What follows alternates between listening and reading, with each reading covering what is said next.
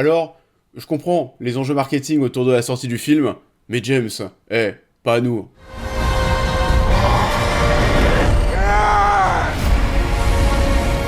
Bonjour à tous, j'espère que vous allez bien, et oui, c'est bon, on y est, enfin, le film de cette fin d'année, Avatar 3 de Feu et de Cendres, et c'est le grand retour de la saga culte de James Cameron qui célèbre, entre autres, la nature, et justement aujourd'hui, puisqu'on parle de nature, j'ai des petites choses à vous montrer grâce à la marque Holzkern, le partenaire de la vidéo. Holzkern est une marque pour hommes et femmes spécialisée dans les montres et les bijoux fabriqués à partir de matériaux naturels. Ça, afin de garantir que chaque produit soit unique et de haute qualité. Il y a vraiment beaucoup de produits qui sont disponibles. Des montres, des bijoux, des colliers, des bagues, des bracelets et même des lunettes de soleil. Et ça tombe bien parce qu'aujourd'hui, j'ai reçu quelques produits que je vais vous présenter. En plus, j'ai pris des choses qui vont bien ensemble. Déjà, pour commencer, ces lunettes de soleil couleur bois. Voilà, je vous les montre. Elles sont très jolies, très classe. Ce petit bracelet aussi qui est top et qui ira très très bien avec les lunettes. Voilà, je vais le mettre direct. Voilà, faut juste que je serre encore un petit peu. Voilà ce que ça donne. Et pour finir, le plus gros, la montre, voilà, qui ira très très bien avec le bracelet et les lunettes, avec là aussi une couleur bois, une couleur marron. Et voilà, clac, on la met aussi, rhabillée pour l'hiver, avec, bien sûr, les petites lunettes de soleil. Bon, faudra quand même que je pense à retirer l'étiquette. On parle ici de matériaux tels que du bois, des pierres, des perles, des feuilles, des plumes de paon par exemple. C'est vraiment super esthétique, ça donne un style élégant et décontracté en plus d'être responsable. Et d'ailleurs aussi, faut savoir que les produits sont fabriqués en petite quantité afin de garantir une production responsable et éthique. Et c'est idéal bien sûr pour les fêtes de Noël. Perso, ça nous arrive assez souvent d'offrir à mon père des montres à ce moment-là de l'année. Quand je vois à quoi ressemble celle proposée par Holzkern, ça donne alors vraiment des idées. Et je vous invite donc à consulter leurs produits qui sont d'ailleurs tous garantis de 2 ans. En plus, la livraison est gratuite depuis Vienne et les commandes sont livrées dans un délai de 2 à 5 jours ouvrables. Les retours sont possibles sous 24 jours ouvrés. Ça peut vous permettre de faire vraiment des beaux cadeaux de Noël de dernière minute. Parce que oui, si les commandes sont passées avant le 19 décembre, les cadeaux seront bien sous votre sapin et ce ne serait pas totalement Noël sans que je puisse aussi vous proposer un code promo, le code Clapman qui vous propose 15% de réduction sur l'ensemble du site. Pour l'utiliser, je vous invite à utiliser le lien en description de vidéo et commentaire épinglé, puis mon code promo, afin de vous faire plaisir ou de faire plaisir à votre famille ou à vos amis pour Noël. Donc, encore une fois, n'hésitez pas à découvrir Holzkern. What does Dad always say? Sully stick together. No, the other one. Sully never quit. That's right. Sully's never quit. Je vais peut-être retirer la montre pour que ça fasse moins de bruit. Je pense que ça aussi. Donc, écoutez, c'est parti, on se lance. Alors, il se peut que la vidéo soit un petit peu plus longue que d'habitude parce que j'ai l'impression que j'ai pas mal de choses à dire sur cet Avatar 3 de Feu et de Cendres. Ça fait partie bien sûr des grosses attentes de cette fin d'année. Pour ceux qui ne le savent pas, j'aime beaucoup Avatar et c'est un vrai plaisir à chaque fois pour moi de retrouver Pandora et de me prendre une nouvelle claque technique et artistique. Les critiques des 2 précédents longs métrages sont disponibles sur la chaîne et on se retrouve aujourd'hui pour évoquer le 3e volet de Feu et de Cendres. Dans un premier temps, sans spoilers, il y aura une petite partie spoilers ensuite, et ça pour qu'on puisse revenir sur certains points précis. Après, il y a tellement de choses à dire, le film dure 3h20, donc oui, j'ai prévu de retourner voir Avatar de Feu et de Cendres au cinéma rapidement, je pense, dès ce mercredi, pour sa sortie officielle en France, parce que voilà, j'aurais envie de le revoir pour avoir une seconde lecture et vous parler d'autres choses, parce qu'il y a certainement des points que je vais oublier d'évoquer dans cette vidéo. Mais en tout cas, je vais y retourner avec le sourire parce que vous l'avez compris, j'ai passé un excellent moment devant ce nouveau film. Alors attention, comme chaque film Avatar, j'ai l'impression, il y a bien sûr des points qui vont diviser, des choses reprochées au second volet que l'on va de nouveau reprocher ici. J'ai presque envie de vous dire qu'on va avoir finalement les mêmes qualités et les mêmes défauts qu'Avatar 2, la voie de l'eau. Parce qu'en fait, on se rend vraiment compte ici que cet Avatar 3... c'est un peu la seconde partie de la voie de l'eau, on est presque sur un Avatar 2.5. Sur le plan technique, tout comme au niveau de l'intrigue et des personnages que l'on va retrouver, on va revenir bien sûr sur tout ça, on va déjà parler dans un premier temps de l'aspect technique, et c'est encore une fois, bien entendu, une giga claque, c'est exceptionnel de voir quelque chose d'aussi impressionnant visuellement. Je sais qu'il y a toujours des gens qui sont réticents avec Avatar à propos de l'histoire, du scénario. Alors oui, bon, on le sait, mais l'histoire vaut un peu moins le détour. Mais il faut quand même aller voir ça en salle de cinéma parce que bordel, quel kiff visuel. Je l'ai vu en 3D, je sais déjà que je vais retourner le voir cette fois-ci en IMAX 3D. Il faut voir ce film en 3D. S'il y en a un à voir tous les 3-4 ans au cinéma en 3D, bah c'est Avatar. Il y a quelques jours, on a fait des vidéos sur les plus gros succès de l'année, mais aussi les plus gros bids. Bien entendu, on peut imaginer qu'Avatar 3 sera un carton, mais dans cette vidéo des succès de l'année, on annonçait un budget pour Avatar 3 de 250-400 millions. Donc alors oui, on est sur une fourchette qui est assez large. Après avoir vu le film, on est plus du côté des 400 millions que des 250 millions. Et je vais même aller jusqu'à dire que je ne vois même pas comment avec seulement 400 millions, on peut nous pondre un truc de 3h20 comme ça. Je crois qu'il y a seulement une petite dizaine de plans sans effet numérique. Je vous jure, j'ai passé toute la durée du film à profiter au maximum de chaque pixel de l'image, à profiter de ce que j'avais sous les yeux en me disant que je regardais un projet qui avait même coûté 500 ou 600 millions, tellement le spectacle visuel est extraordinaire. Du coup oui, artistiquement, c'est toujours aussi dingue, mais il y a aussi des choses, il faut le dire, qui m'ont déçu, malheureusement, dans cette histoire. On va commencer par quoi ? Alors, bon, ça vous l'imaginez, c'est pas un film, on en a parlé, qui va briller encore une fois pour son scénario, ça reste toujours aussi classique. Il y a même encore une fois beaucoup de facilité scénaristique, des passages où tu te dis clairement, ouais, bon, là ça c'est un peu facile, comme dans Avatar la voix de l'eau, on y reviendra un petit peu plus tard, mais je dois dire que la plupart des choses qui m'ont un peu déçu finalement viennent des nouveautés apportées par ce troisième volet. Par exemple, déjà, les marchands du vent. Alors, ça, oui, c'est magnifique pour la promotion du film, c'est des nouvelles choses, ça vend du rêve, c'est beau, c'est joli. On nous vendait, oui, le fait qu'on allait découvrir des nouveaux navires, des nouvelles créatures, des nouveaux moyens de transport, c'est cool. Et bah, malheureusement, les marchands du vent, on les voit 5 minutes. Et c'est du coup assez dommage, et c'est un peu à l'image finalement de ce film, et de l'introduction des navires des cendres. Alors ça, rassurez-vous, on les voit bien plus que 5 minutes.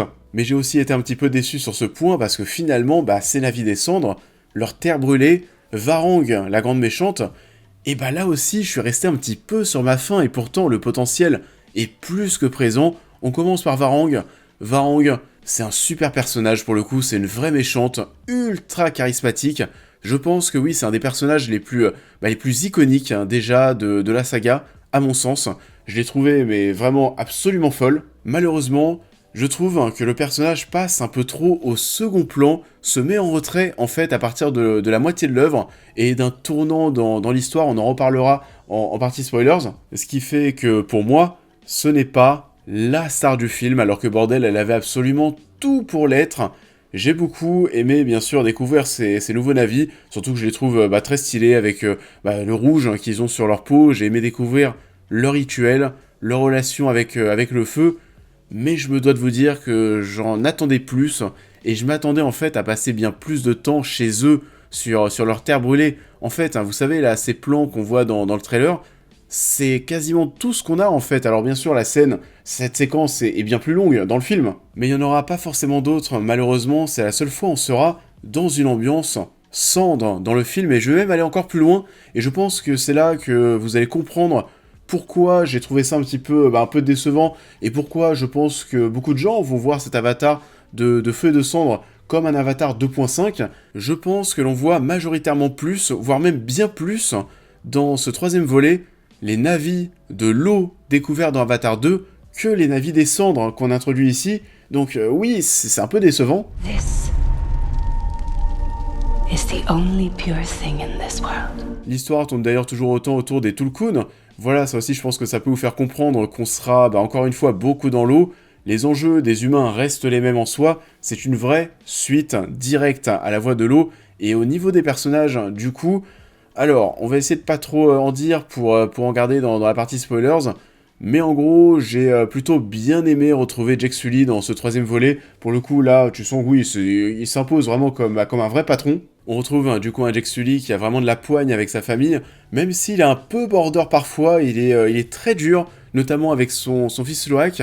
Alors oui, on va toujours autant parler de famille ici.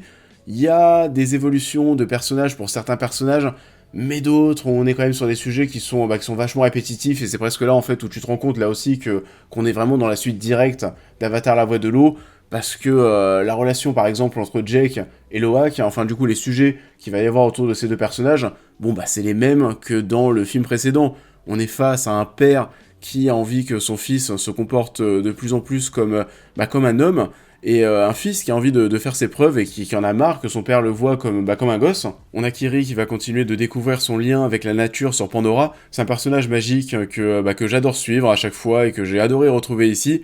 Et à la limite, le personnage qui va vraiment tirer son épingle du jeu dans ce 3e volet, c'est Spider.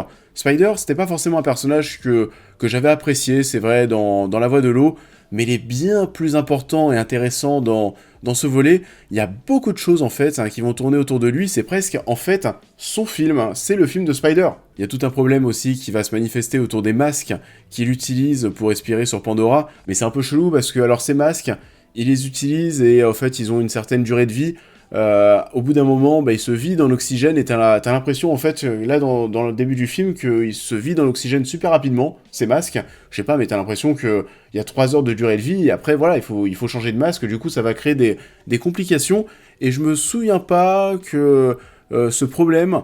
qu'on avait affaire à ce problème dans Avatar la voix de l'eau, enfin du moins que c'était si pénalisant. En tout cas, ce qui est sûr, c'est que ça démarre direct. Ici, on est face à un film où, au bout de 20 minutes, c'est bon, l'histoire est lancée. Là où Avatar 2, c'était 1 heure pour lancer le truc et reposer le contexte jusqu'à l'élément déclencheur. Puis ensuite, on avait 1 heure de démonstration technique, un tutoriel dans ce nouvel univers autour de l'eau, et après, t'avais le reste du film. Là, il n'y a pas du tout de tutoriel, entre guillemets, tutoriel qu'on avait aussi dans le premier film avec la découverte de Pandora, avec Neytiri qui présentait Pandora à Jake. Là, dans Avatar de feu et de cendre, boum, ça part direct, et il y a beaucoup d'action ici.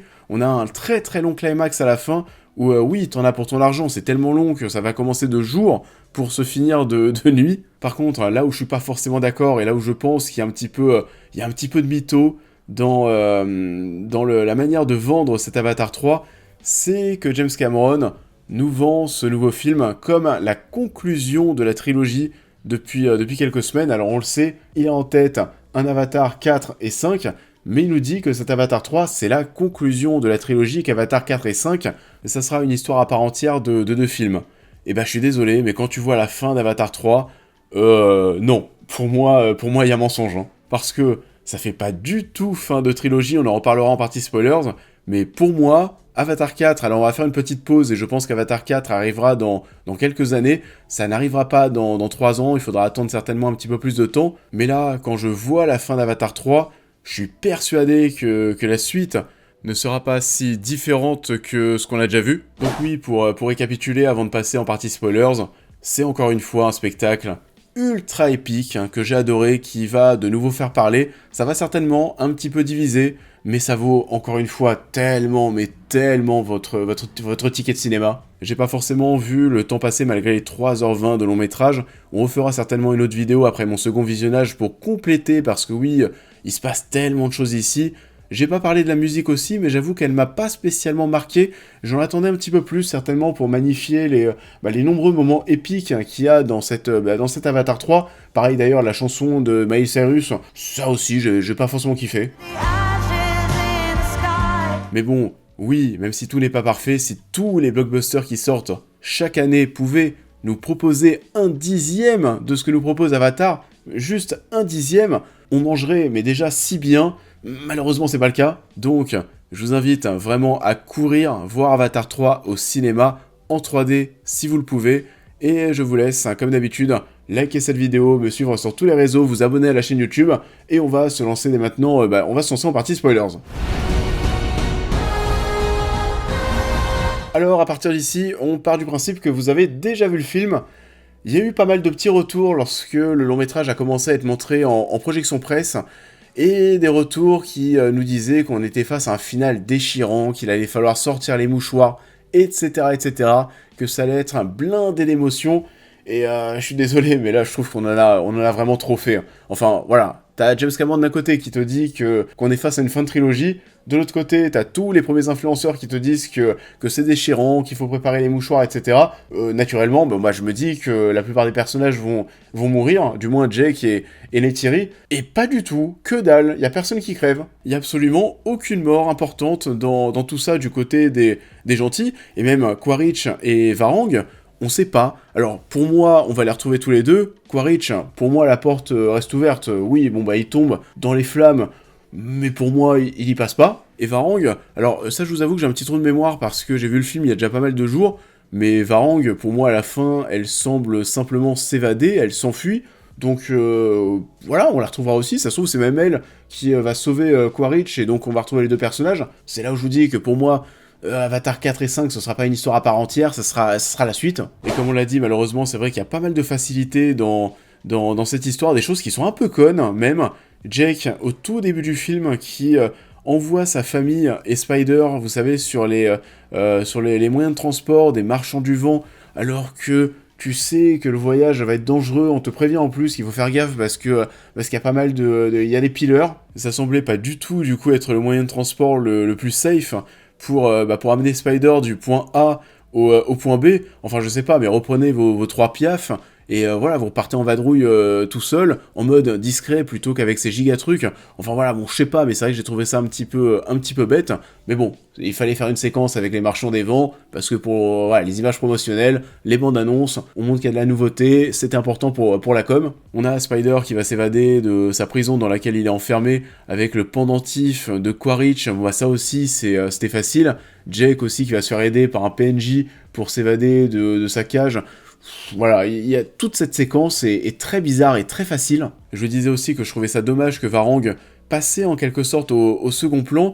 Je trouve, oui, que Quaritch finalement étouffe vachement Varang à partir du moment où les deux vont s'allier. Je pensais même que Varang, et c'est là où j'aurais préféré que le personnage prenne cette direction, je pensais que Varang allait quand même continuer aller dominer Quaritch, voire même aller le trahir.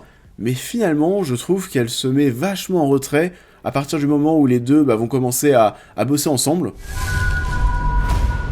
You want to spread your fire across the world. You need me. Donc ça c'est vrai que sur ce point j'étais un petit peu déçu par rapport au développement de Varang, et j'aurais voulu qu'elle soit présentée comme étant encore plus forte que ce à quoi on pouvait s'attendre. Et oui, on va peut-être la revoir, elle, Quaritch. Alors Quaritch, je vais pas vous mentir, on tourne un peu en rond maintenant avec ce personnage, donc je sais pas s'il est mort, j'ai pas l'impression qu'il soit mort, mais j'aimerais bien, parce que j'aimerais bien qu'on passe à autre chose. Par contre, Varang, je veux la revoir, et je veux même une vraie revanche avec Neytiri, parce qu'elle la blesse presque mortellement au début du film, et là tu te dis que oui, il va y avoir un nouveau gros combat entre les deux femmes, et malheureusement, c'est pas le cas, et c'est là où je me dis que pour moi, cette revanche, on l'aura dans un Avatar 4 ou 5. En tout cas, c'était cool de nous montrer cette nouvelle facette de Pandora avec ses navis plutôt méchants, et nous montrer que oui, c'est pas une simple histoire de navis gentils contre humains méchants, il y a aussi des navis qui sont des salauds et qu'il faut exterminer, donc ces navis descendent. Et j'ai beaucoup aimé, comme on l'a dit, tout ce qui tournait autour de Spider et les dilemmes qu'on va avoir autour de Spider, parce que ce soit Jake ou Neytiri, on va se poser la question, est-ce qu'il faut garder Spider en vie à partir du moment où ils ont trouvé un moyen de le faire respirer, pour ne pas que tous les humains puissent respirer sur Pandora. La séquence où Jake veut tuer Spider, elle était tellement bien foutue qu'au bout d'un moment, je me suis dit, non mais il va vraiment le faire, on va vraiment tuer Spider. Il y a des séquences du coup qui m'ont vraiment marqué, dont celle-ci, celle où Quaritch se rend chez le peuple de cendres et finit dans la tente de Varang, où alors là, elle le drogue en quelque sorte, et voilà, le mec devient complètement stone, avec ses plans en vue subjective, on se croirait presque pour le coup dans un jeu vidéo à la première personne. Il y a des passages, il y a beaucoup de passages qui sont vraiment bluffants, qui sont marquants, et c'est tout ça qui fait que j'ai hâte, en fait, de retourner à voir Avatar de Feu et de Cendre. On va refaire une seconde vidéo, on va se focaliser encore plus sur cette partie spoilers, parce qu'encore une fois, il y a beaucoup de choses à dire, encore une fois, on est devant un film de 3h20, je pense maintenant que pour Avatar, il y aura une petite pause qui va se mettre en place pour revenir en force dans quelques années avec les deux autres opus, On verra ce que ça va donner au box-office. Moi j'en ai parlé, mais je pense que oui, ça va faire moins qu'Avatar 2 tout naturellement. Avatar 2, La Voix de l'eau, c'était un sacré retour quasiment 15 ans après. Là, bon, c'est seulement 3 ans après, je pense qu'il y a un peu moins de hype, et je pense qu'il y a des gens qui ont été déçus par Avatar 2, qui n'iront pas voir Avatar 3. Donc on va voir ce que ça donne au niveau du box-office, et on va voir si les suites Avatar 4 et 5 seront véritablement lancées. Est-ce que James Cameron pourra aller jusqu'au bout de son projet? En tout cas, j'en ai vraiment envie, parce que Pandora, ça fonctionne toujours aussi bien sur moi, c'est vraiment un univers qui me fait voyager, et au même titre d'ailleurs que le jeu qui a été développé par Ubisoft, j'avais beaucoup aimé, donc oui, moi Avatar, j'ai envie que ça continue. Je vous laisse maintenant me dire en commentaire encore une fois ce que vous avez pensé de tout ça. Likez cette vidéo, vous abonner à la chaîne YouTube, me suivre sur tous mes réseaux, devenir membre soutien si vous souhaitez soutenir mon travail, et on se retrouve dans quelques jours pour parler de la femme de ménage. She'd be part of the family. I want you to feel safe here. I do. Theodore. L'adaptation super attendue du livre numéro 1 quasiment partout depuis des mois et des mois, je pense, oui, qu'on est encore une fois face à une grosse attente. Ça sort le mercredi 24 décembre au cinéma, mais il y a des avant-premières qui sont prévues dès ce vendredi, donc je pense que je vais y aller ce vendredi et on en parlera au plus vite. En tout cas, vu le bruit que ça fait, j'ai assez hâte pour tout vous dire de voir ce que ça va donner. Je vous souhaite à tous une très belle continuité de semaine et je vous dis à très vite.